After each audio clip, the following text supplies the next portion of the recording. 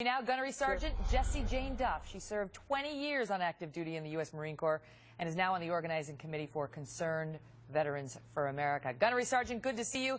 The Girly hat, what do you think of it? I'm appalled that the Department of Defense finds that gender-neutral uniforms is their priority now. Meanwhile, we aren't able to pay the death benefits of our Marines and soldiers killed on the battlefield last week during a shutdown. When did they have time to come up with hats? This, to me, is appalling. Women need a distinct identity. We are already very elite. We are the fewer and the prouder. Why would you want us to blend in with the men? The men are almost 95% of the entire Marine Corps. I think they need to attain their identity, keep their identity, and be the manly men that they are, and the females need to remain female. Was this some problem when you were on active duty where the men and women sitting around saying, you know, like, if only we could get better hats?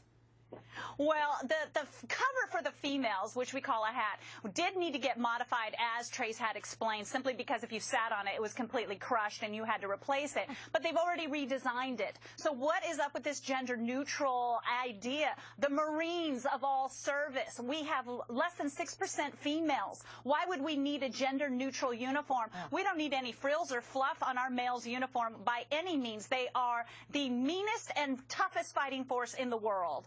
Do you think this is about masculinizing the women or feminizing the men? I really do think it's about masculinizing the women. We have had standards change left and right with this administration. We are looking at women in the infantry. We are looking at women doing a male physical fitness test at some point. We are looking at women becoming men, and females like myself who did 20 years supporting the infantry, supporting those air wing units, will become obsolete. And that to me would be tragic because we become a critical part of what our fighting force, the United States Marine Corps, is all about. It looks a little French.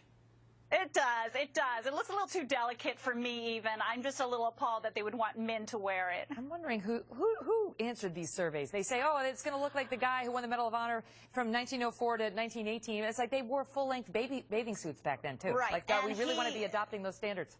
Yeah, and Dan Daly was wearing a black cover. If you looked at it, did look nothing like our dress blues, which is in white. This is just an insult to the male Marines, in my opinion, and I don't think that they should modify their uniform in any way. 95% of them going gender neutral, that's appalling. God. Gunnery Sergeant Jessie Jane Duff, thanks for being here with your point of view. Thank you so much for having me, Megan.